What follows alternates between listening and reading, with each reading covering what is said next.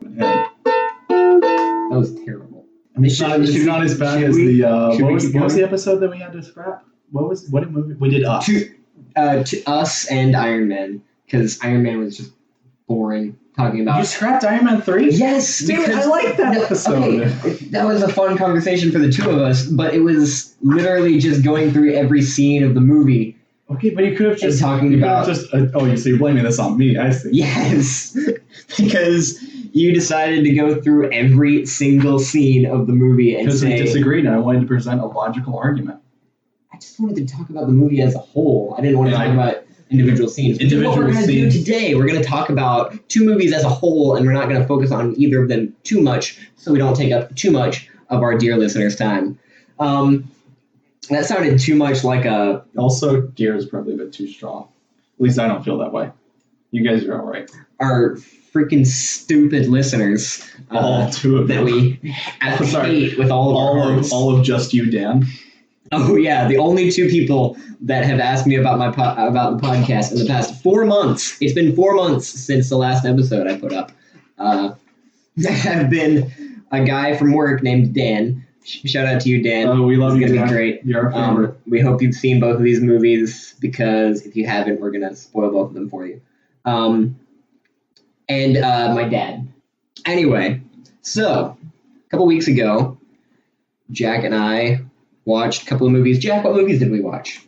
We watched Blue Velvet and Borat. And it has a really long subtitle that I don't have. Cultural Learnings of America for Make Benefit Glorious Nation of Kazakhstan.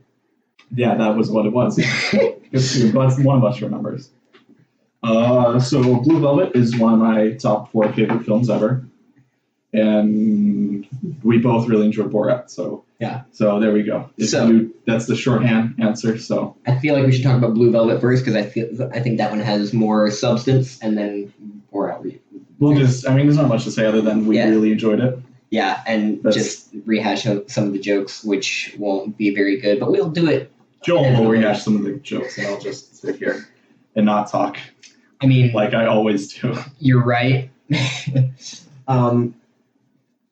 All right, so Jack, why is Blue Velvet one of your top 5 favorite movies? Well, the thing is, when I first saw it with you, which was about 2 weeks ago, I sat down and we chatted about it for about 2 hours.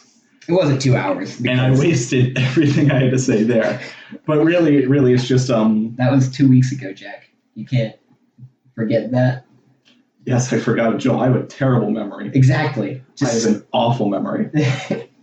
just okay. Say why you told me about the first time you watched the movie.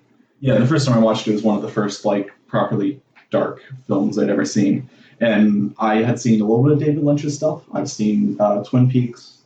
I'd seen probably that time both the first 2 seasons, and I had not seen any of his movies. Blue Velvet, I think, was my first movie I ever saw by him, and I was kind of shocked because it's very different from most movies I've seen. And it's at the time, it really stuck with me. A lot of the scenes, specifically Dennis Hopper's character, which we have a disagreement on, but I personally found him extremely threatening, and he kind of scared me a little bit at 15, I think it was when I first saw it, and it really worked for me.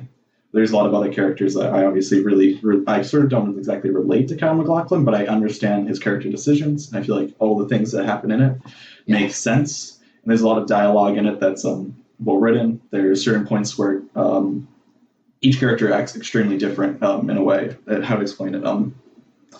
What's the name of the lady in that? The blonde-haired lady? Laura Dern. Laura Dern, right?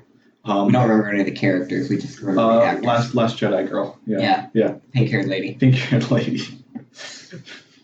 I really don't like that movie. That's a movie we'll have to talk about one day. I need to rewatch that. I haven't seen it in 2 years. I don't want to rewatch it. But anyways, Laura Dern. There's all the lines in there where Laura Dern talks about what was it, doves or sparrows?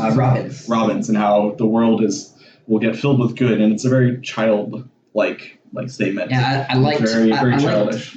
I don't know if you got this from somewhere else or if you thought of this yourself, but I really liked what you said about the movie being about innocence, because there's kind of a spectrum of each. This is just something I took from it myself. Yeah, because it very much feels that way. Yeah, it's very, very smart. I'm proud of you, Jack. I'm a smart boy. You're a smart boy. Good job. Thanks. I wish my parents told me that.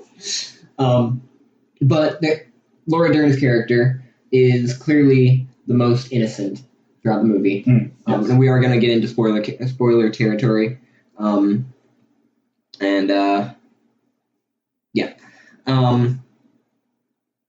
there's a bit towards the end where she loses a bit of her innocence. She sees that Kyle MacLachlan's character was kind of cheating on her, sort of. It's very murky. I think the first scene where it becomes apparent is when they're at the what would it be, like a jazz bar, and I don't remember any of the characters. This is my favorite film ever, and I can't remember almost any characters. What's the name of the lady from that? The Blue Velvet Lady. Blue Velvet Lady. Blue Velvet Lady, yeah. So Blue Velvet Woman is on stage and she's singing, and Kyle MacLachlan is immediately transfixed with this woman. And it's very apparent to Laura Dern that he is, very focused on this woman specifically, and then he later wants to get in her apartment and stuff. And it starts to become apparent to her from then that maybe Kyle MacLachlan's intentions aren't fully, innocent. Yeah.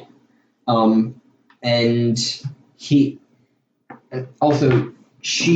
in high school, so she's still a child. He's in college, so he's a young adult. He's starting to see the world for what it is, and sort of lose his innocence, as people do when they grow up. And so he has a little more experience with the world than she does. So he's a little bit more mature and has a little less innocence. We're going to use that word a lot. Joel's going to use that word a lot. And then, in one night, he just sees the absolute worst of the world and loses, it's just, I'm trying to find another word for innocence. His innocence is just completely ripped away in that moment. And he's forced to grow up and face the fact that these horrible things happen. And there are people like Frank. Is it the scene with Dennis Hopper and Blue Velvet Woman, or are you talking about the scene where? What do you think, Jack? Well, no, that's a great scene, but I see it more as the scene where he hits her. Oh, that's definitely the scene that fully crushes him as a person. Well, what crushes his hope in humanity is the scene where, in the scene after, where he's talking to Laura Dern, he says, "Why are there people like Frank?" Which is a very childish line, which is really nice, because there is a lot of lines in here that definitely aren't. And it's definitely just how David Lynch wrote his characters to be very different. They aren't all, it doesn't feel like just David Lynch talking to you throughout the whole thing. Yeah. There are a few of his films where it does feel like that. The Straight Story, I think, might be one of them, where I love that film, but there's a lot of lines where it's just people giving lessons to other people in the same style as the other parts of the film. So it becomes very much just David Lynch is talking to you as a person. It's not the characters talking. But Blue Velvet, I think, is like a stylish David Lynch TED Talk. Sure. The Straight Story is an excellent film. I really like that one. I need to watch more David Lynch. You do. Movies. I have a lot of them, so we will eventually. But I think Blue Velvet is the most film-like film he has, besides maybe The Elephant Man and everything else is very art house. I remember we tried to watch Eraserhead, and that was the friends we were with said it looked awful and they couldn't stand it. Yeah, which I understand. I kind of agreed with them, but if it had just been you and me, I would have finished it. We watched Hot Fuzz instead, which is another favorite film of mine. Great. Hot Fuzz is one of those comedies anyone can enjoy. It's so good. Even my mom, who hates foul language and crude jokes, which that movie is full of, she would love Hot Fuzz. Mm-hmm. I think it's interesting how he loses it in the one scene where he's in the closet. He loses faith in the world and humanity, and then the scene where he hits Blue Velvet Lady. I'm gonna look it up. This feels even worse. Like the fact that we don't even know her name, and she's like, Joel, people don't remember female actresses. It's only the male actresses. the male actresses. Yes. Now, just to know for saying, list 10 male actresses. 10 male actresses and 10 then female. Immediately after, try to name 10 female actresses. You might be able to, but it'll take you longer. Not because there isn't less female actresses. It's just most people remember. There's probably some really heavy. We shouldn't get into that kind of. We're not a feminism podcast. We're a movie podcast. I don't know. I feel like what I just said might have been much more sexist than anything else that's been said on this podcast. So. Anyway, don't get me started on. Jack, I'm going to stop you right there. The liberals. Liberals, conservatives, are going after them all. We're going to take down the entire American political system. Storm Area 51 afterwards. Yeah, we apologize. This is all getting cut. If we storm Area 51, which we will have. You're dating the podcast. We will have an alien on as a guest on our podcast. That's hilarious. It is hilarious because it's topical. We like memes here. Topical for today, not like in a week from now. I'm pretty sure that meme is already dead. Dorothy Valens or Isabella Rossellini is the actress. Dorothy, right. Yeah. I have a grandmother named Dorothy. That's wonderful. She's a nice lady. That's great. Where were we? What were we talking about? We were talking about the fact that grandmother. This movie deals with. I don't know. Do you want to talk about? Hey, let's just talk about my grandparents for a minute. I have some really cool grandparents. Don't I? Yeah. Yeah. I like the grandparents whose house we're in right now. Yep. They're letting us take time to record this because we're a bunch of children and we can't afford to buy our own place to record. Yeah. Yep. That's true. Yep. So Jack, it seemed like you had something to say there. Were you going to say anything at all, or no? I just wanted to sidetrack the podcast. You're just trying to derail this entire. I want to sabotage this as best as I can. Thanks, Jack. It's because I love this podcast and I want the best for it. So my grandparents are really cool people. I like them. They always have sodas in their house. That's nice. I get like a root beer. I was drinking a root beer earlier. It's good stuff. One of the better sodas. Would you agree? I would agree. Okay. One of the few sodas that I still like. Jill, show them about root beer. We're talking about Blue Velvet. Jack, I hate you. Why do I do a podcast with you? I mean, who else are you going to do it with? Fair point. I could have just done it by myself. No, that's too sad. No, Joel. There's only a few things in this world that'll make this sadder. That is one of them. Yeah. Anyway, we've been talking about this for about 10 minutes now. You have anything else to say about it? It is my second favorite film in existence, Fight Club being the first. I really like the themes presented in this film alongside the excellently written story that's in there as well. I would like to talk about some of my problems with it, and then you can explain your differences.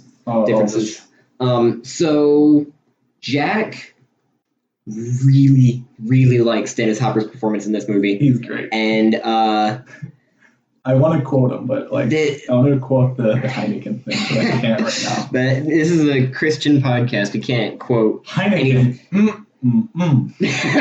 Pabst Blue Ribbon.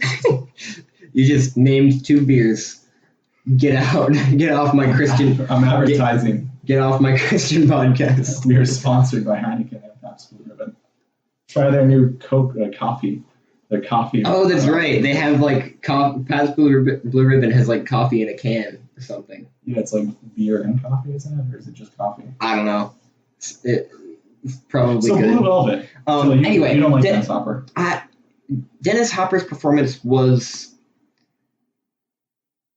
interesting on paper. Like, except That's a weird way of putting it, but okay. Yeah, like, except for the weird, like, I know in the 70s, someone who swore a lot was supposed to be seen as crazy, but here... I mean, look at The Exorcist. That's that's supposed to be like kind of scary and crazy, but I mean, a small girl curses in that film. That is a little unsettling. Now you just have to like walk out the door and like little. Now you see it on berate you with insults. Now you see it on terrible BuzzFeed videos. Yeah. Those are terrible. Yeah, let's talk about politics now. They make little girls say swear words, and it's like bizarre. Anyway, we're not talking about BuzzFeed. BuzzFeed's terrible. So those liberals. Dang it, Jack! You got me off track. So Dennis Hopper, you don't like him as a character? Yeah, just the way it in today's movie climate where F words are used in like every second in every movie, it doesn't have the same impact. And the way he used the script uses the F words, it just doesn't make any grammatical sense. And so it just kind of But he's the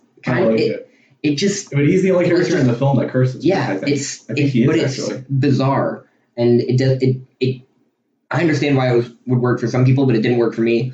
Also, that's the only thing about it that didn't work on paper. Everything else on paper is phenomenal. But then, now Dennis Hopper is a fantastic actor.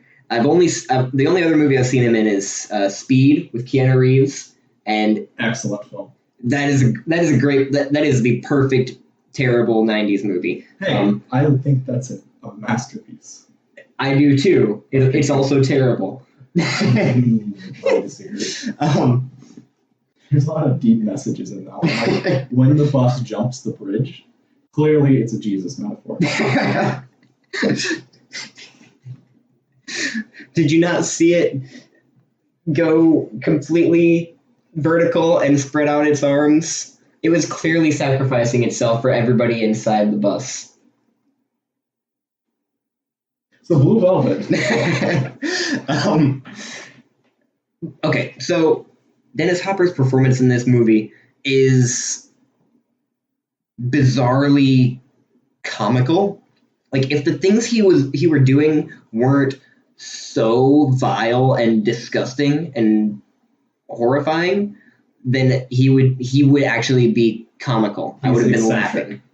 It's not it's not even eccentric. I mean, technically it is eccentric, but it's just too over the top. Over dramatic, you'd say? Yeah, like in the most horrific scene in the movie, towards the beginning, where he literally rapes a woman. It's his performance in that is if he if he was killing somebody, it would have been comical. But since he was doing something so depraved and awful, it was just uncomfortable and not in a good storytelling way, just like why am I watching this way? Was I not supposed to be laughing? Jack.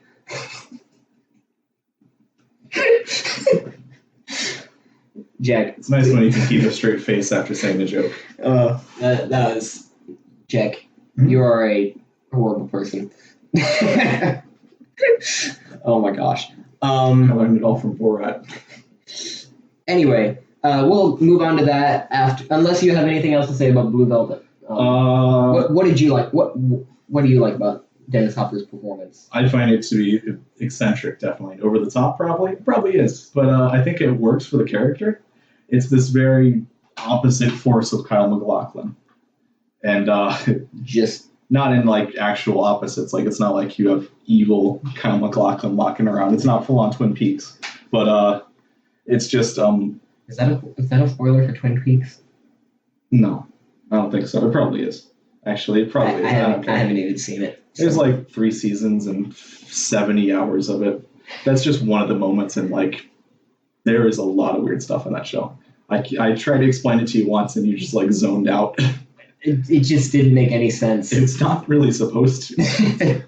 That season 3, dude, is weird. Anyways, so I really just like Dennis Hopper's performance. It's both entertaining and at times it can be kind of like when he's actually like punching Kyle MacLachlan, and it cuts between him and then like the lady dancing on the roof of the car. Oh yeah, when it's playing the Roy Orbison song. Yeah, the and and Dorothy is in the car like screaming, and the other girl is on top of the car. And like that's in dreams. Dreams, yeah, I walk with you. That is a fantastic scene. Yeah. Like that is in Dreams. That is his best acted scene in that entire movie. In Dreams, you're mine. All of the Heineken Pabst Blue Ribbon scene.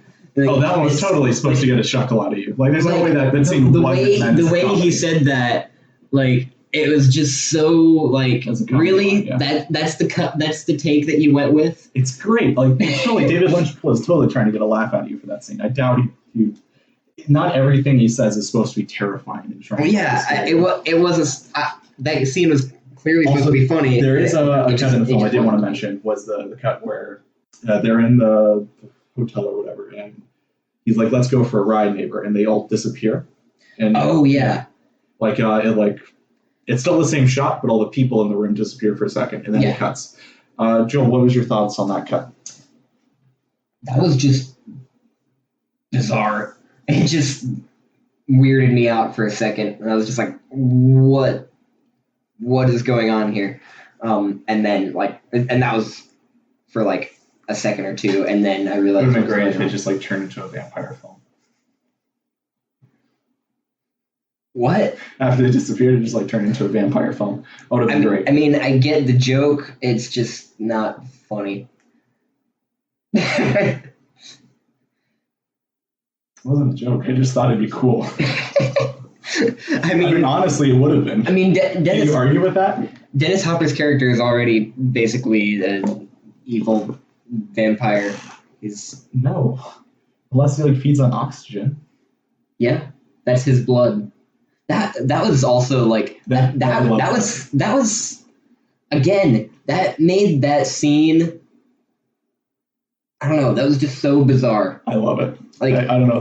I just love everything about this film. I know that's very like not logical to say. Just like, oh yeah, I like everything. I know that this film isn't perfect. Probably. Mm-hmm. I'm sure if someone sat me down and said, okay, this scene by logical standards and using film theory, and I would agree. I'd be like, yeah, welcome to film theory. You're totally right. I would lower my rating based upon what they've said, but my entertainment value of the film is still I think it's important to rate a movie both on like logical actual. Do you want to take a 5-minute break and talk about film logic, film ratings, and how we differ? Real quick. Maybe we should leave that for like a segment for another episode because we have some interesting differences that we can talk about. It's pretty important that we just go ahead and quickly I don't think it matters. It's fine. Oh, what? I just want to say this one thing. I think it's important to rate it both on actual technical stuff like cinematography, score, like acting, direction, writing, all that stuff. Yeah. And also on your entertainment value. Like I watched a movie a couple weeks ago called Hearts Beat Loud with what's his name? I always think Ron Swanson, but is the character from Parks and Rec. Nick Offerman, who you probably don't know either. I don't. But it's not a very good movie. It's kind of silly and stupid, but it's so sweet and happy, and I just enjoyed it. So I enjoyed it more than it was good. Sorry. And that's the part where we disagree because I base my ratings completely on technical aspects, on things that can be contained. Which contradicts exactly what you said about Blue Velvet. No, I didn't say my rating is based I gave the rating of the film a 5 out of 5 on Letterboxd. Mm-hmm. And that's based completely on the technical aspects, as I see no flaws in the film. But if someone were to explain it to me and tell me a reason why, this and this doesn't work, logically speaking, I would lower the rating. It'd still be my favorite film. His favorite, the definition of favorite is something that's based off of opinion. Mm-hmm. That's different. However, I do think enjoyment is part of it. Well, that's why they have the heart on Letterboxd. You can say you liked a film. I do that if my enjoyment overweighs the actual rating of the film. That's fair. I just put on every movie that I enjoyed. Okay, well, I that's just how I do it. So. So you rated it a 5 out of 5 or a 10 out of 10? Oh, a 10 out of 10, yeah. So I gave it a 7 out of 10 because I didn't enjoy it nearly as much as you did, but I did. It was good. I did enjoy it. It was very well done. Definitely not a bad film. Not a bad film. You should not watch it unless you're at least 30 years old, though, because it is traumatizing. So not 15 like I did. Yeah. I just want to preface. I had no idea what this film was until I saw it. Also, one thing, I looked at Jack halfway through the movie and I said, "You make so much more sense to me now." Knowing that this is your favorite movie, knowing when you watched it, and just seeing this movie, there were a few things, like a few lines from the movie that I was like, oh, he quotes that often. I didn't realize it was from the movie. The Heineken one. Yeah. I love quoting that. It's a lot of fun. But yeah, we had also already watched Fight Club, which is my favorite film in the world. Yeah. So it was definitely something where those two, after you watch them like back to back, you kind of understand my personality. And Hot Fuzz, like all I think those are probably, you said those are like your top three. Hot Fuzz, Brazil, Fight Club, and Blue Velvet are my four favorites. We did watch Brazil recently as well. Again, all of these movies have made me realize so much more about you as a person. Yeah. You make more sense to me. I understand you a little bit better because of these movies, and I'm glad we watched all of them because of that. So should I be in a mental hospital? Probably. We'll get to that. Let's film the podcast first and make our money off of that, and then you can. We'll get to that in a couple of years. Money? I was just kidding. We're not good. My favorite podcast ever, Nothing But Static. Fantastic podcast. All two of you should check it out. Dan, do it, Dan. It's two British dudes talking about TV, and it's great. But they've been doing it for like 5 years, and the money that they make they just break even. How long into their show did it take them? How many episodes before they went on a 4-month hiatus? I don't know. I didn't listen from the probably beginning. Longer than it took for us. Yeah. Also, I was listening to another podcast, and they said that once you get past, you have to get past the second episode. Once you get past the second episode to the third episode, and you start like having a plan after that, it becomes a lot easier. So I'm hoping that will be the same case with this, and we can. What episode are we on now? 3 or 4? Well, we've recorded 5. I've actually edited and published 2. So technically, this is 3. Okay. Yeah, we got rid of there was an Iron Man 3 one, which I was pretty happy with. Joel wasn't. It was enjoyable, but listening to it after trying to edit it and stuff, I just realized it was very boring. Like it was fun to talk about. Like the actual conversation was good, but it was boring to listen to. Yeah, it was much more of a one where I was talking, and I'm not exactly the funniest person on earth. It wasn't even that you were talking. It was what you were talking about. You were just going through every scene of the movie and explaining what you liked or didn't like about it. And I am a person of logic, so it was a very bland kind of discussion. Yeah, but I like this discussion a lot better. Like the discussion about the themes and some of the performances, and that's talking about it very broadly. That's one thing we have as a positive, is our discussions are very much like a conversation of just the two of us having. Borat. We watched this immediately after watching Blue Velvet. It was like midnight, and we watched 10 minutes of Airplane after that, and Joel fell asleep. Yeah, and then Jack turned it off because he didn't feel like watching the rest of it. Well, I sat through about 40 minutes of it, and then I turned it off. Yeah. So I still need to finish Airplane. Airplane's great. I enjoyed the first 10 minutes of it. Anyway, so what did you think about Borat? I'm not really sure what to say. I will say that it is a great way to feel less disgusting after watching something like Blue Velvet. It was very enjoyable. I don't have much to say on this. I enjoyed it. It was funny. I found it funny. I don't think there was anything I didn't laugh at. How many of the scenes were actually scripted? Like, because I didn't know about this until you said it like halfway through the movie, that a lot of it was just Sacha Baron Cohen in character just going up to people on the side of the street and saying, "Very nice, how much?" Like that. I told my dad that we watched that movie, and he just said, "Very nice, how much?" And I was like, "Oh, have you seen it?" And he's just like, "No, I'm a Christian." So that's the only thing I know. I did the next day. We went on a road trip when we watched these movies, and we were visiting my grandma. And I mentioned to my grandma that we watched Borat the night before, and she was like, "As you do." Yeah, because I just wanted to see how she would react. I wanted to see if she would even know what I was talking about. And she was like, "Oh my gosh, I love that movie." And it was amazing. And then I understood a little bit more about Joel. Oh, my grandma's awesome. We should have her on the podcast one day. Sure. We should. Oh my gosh, we should talk about Blade Runner with her. Sure. That was great. Joel, this is your podcast. I'm here as like the permanent guest. I mean, technically, yes. I'm the one who I won't pays for everything. You just provide the studio, which is your grandparents' house. But yeah, Borat is phenomenal.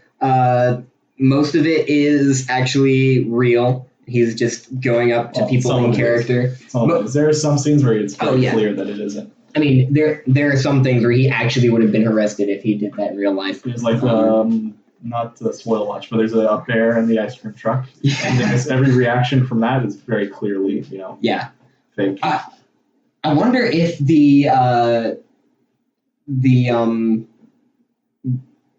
naked fight at the press conference thing. I wonder if that was. I think that was real. Because that actually would have gotten him arrested. He might I don't know how he would have gotten out of that. Apparently, there's another film similar to it called Bruno. I've heard mixed reviews on that, but I want to see it. I like Sacha Baron Cohen now. Yeah, I'm definitely interested in more of his work. Yeah. I want to see he had a TV show recently, like last year on Showtime. About 30 minutes, 35 minutes. So we're good. We're good. We can ramble on after we finish about Borat for a bit. Yeah. We'll talk about. I don't know what we'll talk about. Brazil. Ooh, that's an interesting idea. Maybe we should talk about something other than a movie. Anyway. Okay, sure. Sacha Baron Cohen did a TV show on Showtime called Something America, Exposing America, or The Real America, or something like that, where he would, in character, not like dressed up or anything. He's a very recognizable person. He's been in a lot of movies. People have seen his face. And it's very surprising that he was able to be in such a character that people didn't recognize him. He would go up to politicians and just get them to say bizarre things on camera, like crazy, like scary, weird things. Like that scene in the rodeo. Yeah. Like he's talking to the one guy. Yes, exactly like that. Yeah. So there's a scene. I haven't watched this TV show. I've just heard the Nothing But Static guys talk about it. But there's a scene in Borat, again, spoilers, where he's talking to a guy at a rodeo in like Texas or something, and he's talking about how in his country, Kazakhstan, they kill gay people, and the guy was like, "Yep, that's what we're trying to get done here." And then he said something about hanging them. He's like, "Yeah, that makes perfect sense to me." Yeah, I was like, "Oh." And you're just that was a real reaction. No, like you could tell that wasn't a guy acting. That was scary. That was eerily real. There are some scenes in this film where it's very clearly. There's a scene where like the ice cream truck pulls up and then these kids like go up and then run away. Yeah. And it's so clearly that it's completely fake. The kids are like all smiling throughout the whole scene. Yeah. Like they got like a bucket. But it's done quickly enough that you can like overlook it. Yeah. But it's just funny. It's interesting because there's those scenes and then there's the scenes where they're very clearly like real reaction. Then there's scenes where he's talking to a group of feminists and he's talking about how women shouldn't be allowed to do anything, and they're like clearly so angry, and it's hilarious. That's pretty great, yeah. But yeah, I just love that movie. Really great. There's a scene with him in the church, which is great, of course. Yeah, just all of that, where he gets saved, and they're like, I don't think that was scripted. Like that seemed real. He just walked into a church and they're like, "Hey, can we film here?" Oh my gosh, that was amazing.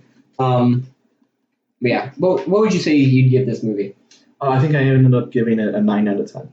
I give it a 10 out of 10 because it just wasn't anything I didn't enjoy about it. It was just amazing. Yeah, that's reasonable, yeah. Yeah. All right. So, Jack, is there anything that's happened in the past couple weeks that you think would be interesting to talk about? I watched. Oh, I don't. Should we do something that's not movie or TV show related? Sure, go ahead. Okay, I just watched the first season of Hannibal. which I am a huge fan of. After watching Silence of the Lambs for a second time recently, I said to myself, hey, I want to watch more stuff related to this. So Did Haley recommend it to you? I think so. Something. Yeah. A friend of ours, Haley, who will be a member on be a guest on the podcast eventually. She'll want to talk about like an Adam Sandler film or something. So talk about Jack and Jill. Oh no, I can't wait for that one. And anyway, she recommends me the show, and I think to myself, great. Most of the stuff she recommends sucks. Like American Horror Story. Like American Horror Story, I really don't like that show. I understand why people like it, but that's not exactly what I call good. I'm not a big fan of that one. But she's recommended a lot of stuff like that, or Adam Sandler films. She told me I need to watch Murder Mystery. I don't want to. Actually, a lot of people told me I should watch Murder Mystery. I have not heard good things about it. Yeah, I haven't heard anything. I've heard better things about it as compared to other Adam Sandler movies. That's not enough, though. But that's not enough reason to see it. I've heard from a few friends that it's fun. It's just like if you have an hour and a half to kill, you have nothing else to watch. I'll watch it eventually so I can rate it like half a star or whatever. Yeah. I mean, that's... I'm not going to watch it because I don't care. That's not an actual way I rate movies, by the way. I don't just like go into movies expecting to rate them half stars. I reasonably set it at 1 star and move my way from there. like a proper film critic. But yeah, honestly, I just don't care about plot holes. That's a discussion for another day. Yeah. Tell them what you told me today. When you finished season 1 of Hannibal. That I found it to be amazing, and the final shot of it is perfect because there's a line of dialogue in one of the second episode that specifically states something, without spoilers. Mm-hmm. It specifically states something about the main character, and you're like, oh, that's really interesting. It's odd, and you notice it through the rest of the show, and you're like, oh, that's really weird. He really actually did that for his acting and stuff, and he actually did this small thing that's only one line of dialogue, and then the ending of the film fully closes it in this perfect way, and it's such a build-up. It's such a small things in Hannibal that's just small lines of dialogue or something that ends up becoming important later in the show. It's like a movie. Yeah, Hannibal is like a 12-hour movie or whatever the first season was. There was 12 episodes and each one's 40 minutes, so it was long. But each episode is so easily connected and so easily binged in a season.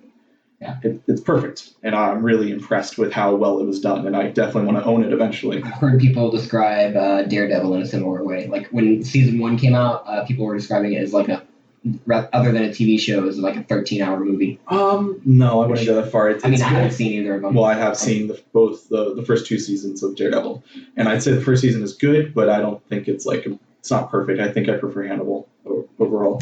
I wasn't saying it was as good. I was just saying it was I don't like the idea of comparing them either, but it's just you brought them both up. So. Yeah, I was just saying because you said it seemed like a movie. I've heard it. Yeah. Anyway, this is really interesting. I bet to the viewers. I told no jokes in the past 10 minutes. Well, anyway, very excited. If you like Silence of the Lambs, I recommend that you go watch either Red Dragon or Manhunter, which is Manhunter's the 1986 adaptation of Red Dragon, the book, and then there's the 2003 or 2002 adaptation of the book as well called Red Dragon. I prefer the Manhunter. Actually, I can't say that because it doesn't make any sense because I've only seen Manhunter. But from what I've seen, the Manhunter that I've seen is really good. It's a really good film. I recommend that one, and then see Red Dragon if you want. And then the show Hannibal is, so it's really confusing. So the show Hannibal is before Manhunter and Silence of the Lambs. But I recommend you watch Manhunter, then Silence of the Lambs, then Hannibal the show. It's weird, but I assure you it makes sense. It's not as confusing as the Twin Peaks timeline, which is just a mess. Or the Legend of Zelda timeline. Now that's a mess. Have you watched the? There's a video about that. I saw the Cinemassacre video. That's the angry video game nerd guy. Oh, I don't want to watch anything that he makes. I like his stuff. I used to, at least when I was 12. But exactly. He's very much a 12-year-old kind of person. Better than early PewDiePie stuff, but I started watching PewDiePie's Minecraft. Finally, series. I told you. I've been telling you for so long. It's so good. It's really good. Did you watch the one today? I did. I watched the one today. Spoilers, dude. You gotta blur that out or something. He didn't mean to though. No. I genuinely I made a noise when that happened. I made an actual audible noise. I did that. I apologize to the viewers for that noise. But that's what I did, and it made me very upset. I'll bleep out the spoiler because genuinely, it's actually heart-wrenching. You said that it deserves a Criterion Collection. Oh, did I say that? You did. I did. I want a Criterion of that and all of JonTron's videos. Yeah. But JonTron's videos aren't connected. Forget about the $230 Godzilla collection. Oh, I want a $230 JonTron collection. The Criterion looks beautiful for the Godzillas. Look up Criterion Collection Godzilla Showa era films. Period. Showa era, Showa period, either one. It'll probably Google knows. It'll show up. It hears what we're saying. It knows. But Google's listening and it's embarrassed. The art is, it's gorgeous. It's really good. I wouldn't make a noise like that over it, but it's really good. I absolutely love when movies take the time to put good art on their covers, and this has different art for a bunch of the different movies. The thing that I do hate, there are 15 movies in the collection, and there are 8 discs. And it costs $230, But there is usually a Barnes & Noble 50% off sale. I don't care. In November. The setting price of $230 is a lot. It is a lot. One movie on the Criterion Collection is $40. Not even on Amazon. Amazon always has them for $22. Yeah, there is still a sale going on, and it will still be going on by the time this episode goes up.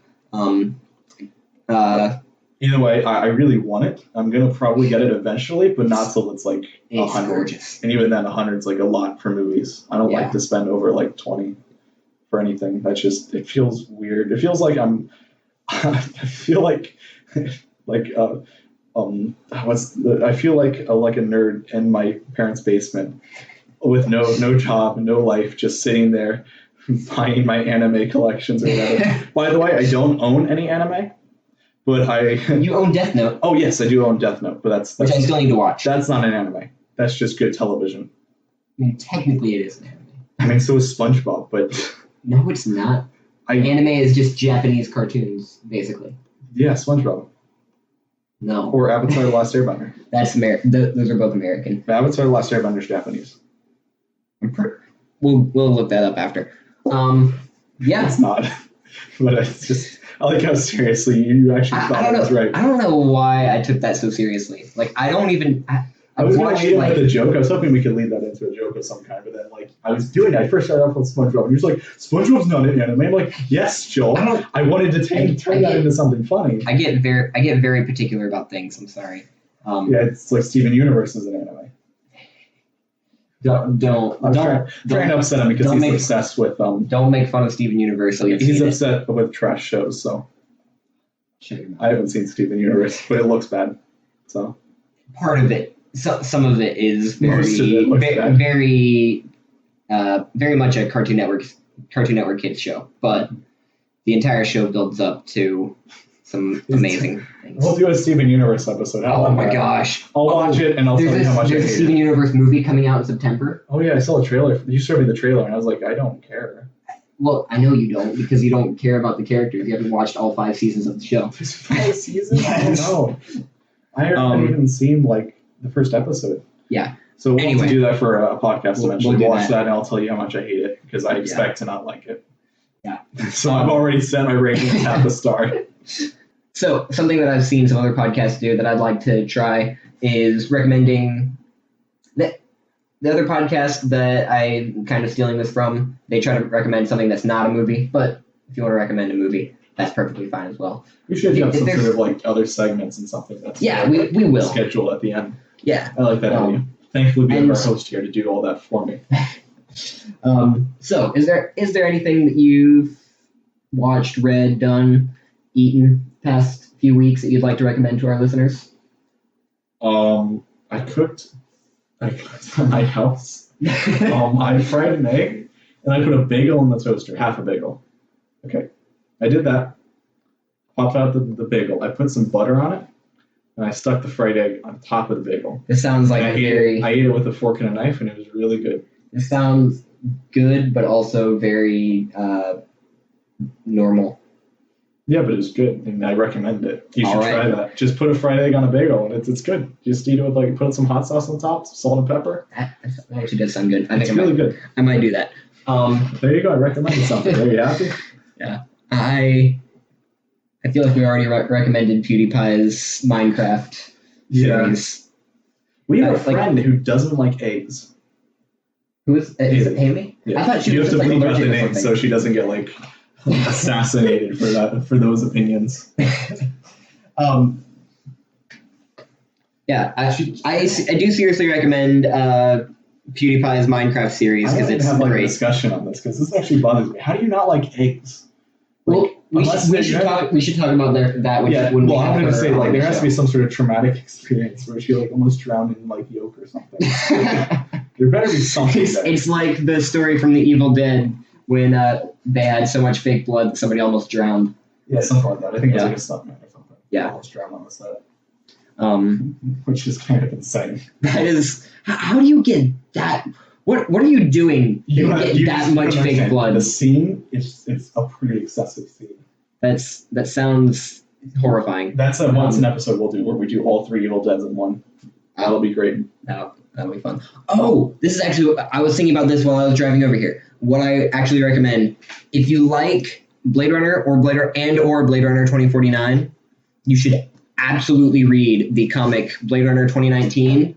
It's written by a guy named Michael Green who wrote Blade Runner 2049, or he's one of the screenwriters on that, and Logan, the Wolverine movie, and a few other movies that I don't think I've seen. But the first issue just came out a couple weeks ago, or last week, I think. It's phenomenal. It feels like Blade Runner, and it leaves a lot of ambiguous stuff, and then it answers a few questions by the end of the issue, and then that just opens up so many more questions, and it's really good. There's another issue coming out next month, and I'm excited. I want to recommend Raid Shadow Legends. That is a very topical joke, Jack.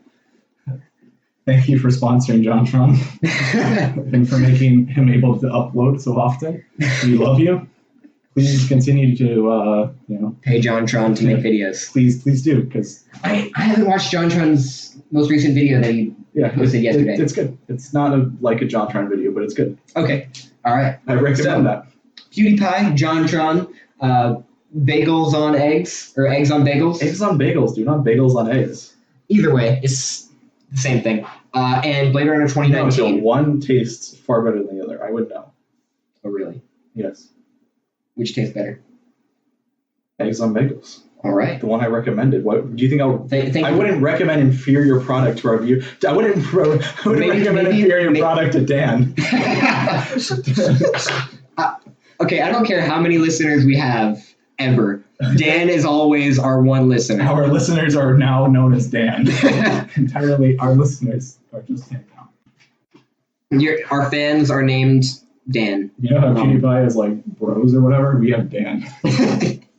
All right. And you are our bros. Jack, I'm going to play I brought us in with some ukulele. I'm just going to play some ukulele to play us out. And we'll end the show there. I don't like where this is going, but okay. I'm going to try it. If it doesn't work, I'll just edit it out or just leave it. Okay, just play it. Yeah. So, we're redoing the ending because we tried something and it failed miserably. All right. Well, Jack, is there anything you'd like to say to our listeners before we sign off? Thank you for listening this far, I guess. I mean, I don't know why. I mean, we've recorded for about an hour, but it'll probably be about 50, 40 minutes by the time I edit it down. I'm proud of you if you make it past the first time. All right. Well, thank you, Dan, for listening. And nobody else. He's the only one that matters. No love to Brian. All right.